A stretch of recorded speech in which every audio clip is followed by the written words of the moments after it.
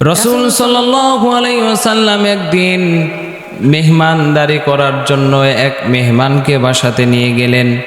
যাওয়ার পর স্ত্রীকে জিজ্ঞেস করলেন, বাসায় কিছু আছে নাকি?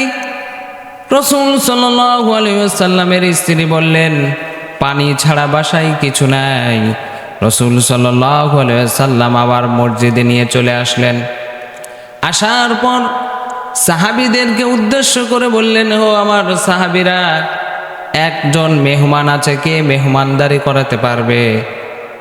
হযরত আবু তালহা নামক এক সাহাবী বললেন, ইয়া রাসূলুল্লাহ, ইয়া হাবিবাল্লাহ, আমি পারবো। ওই সাহাবী মেহমানকে বাসায় নিয়ে চলে গেলেন। যাওয়ার পর স্ত্রীকে জিজ্ঞেস করলেন, ও বিবি, বাসাতে কি আছে? বিবি বললেন, বাসাতে এমন কিছু নাই, শুধুমাত্র অল্প কিছু খাবার আছে, যেই খাবারটা আমাদের সন্তানের জন্য রেখেছিলাম, ওরা কান্না করতেছে। ওই সাহাবী বললেন, যখন সন্তানেরা ঘুম থেকে উঠে কান্না করবে খাবার খাওয়ার জন্য, আবার তাদেরকে ঘুমিয়ে দিবে।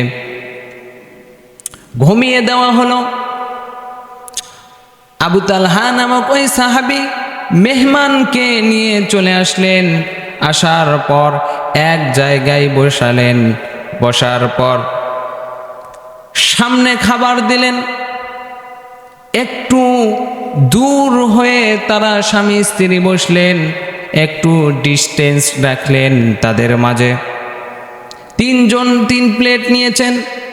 খাবার কিন্তু শুধু মেহমানের পাত্রে আছে, এ আবু তালহা ও তার স্ত্রীর পাত্রে কোনো খাবার নাই।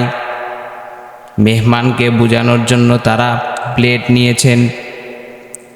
খাবার যখন শুরু করবেন, এমন তো অবস্থায় ওই নিবু নিবু আলো যেই বাতিটা আছে সেইটা নিভে দিলেন।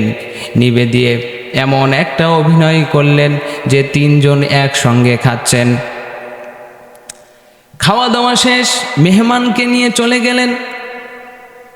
রাসূল সাল্লাল্লাহু আলাইহি ওয়াসাল্লাম পরদিন ওই সাহাবীকে ডেকে ডেকে বললেন, ও সাহাবীরে, তুমি এমন একটা অভিনয় করেছো, গতকাল তোমার প্লেটে খাবার না থাকা সত্ত্বেও মেহমানকে তুমি বুঝতে দাওনি যে তোমার প্লেটে কোনো খাবার নাই। এই দৃশ্য দেখে মহান রব্বুল আলামিন মুস্কি মুস্কি হেসে দিয়েছেন। সুবহানাল্লাহ। তাহলে দেখেন, মেহমানদারি করা, মানুষের উপকার করা, মানুষকে খাওয়ানো আল্লাহ তাআলা কত পছন্দ করেন। সেজন্য আমাদের উচিত বেশি বেশি করে মেহমানদারি করা। আল্লাহ তাআলা আমাদের বুঝার তৌফিক দান করুন।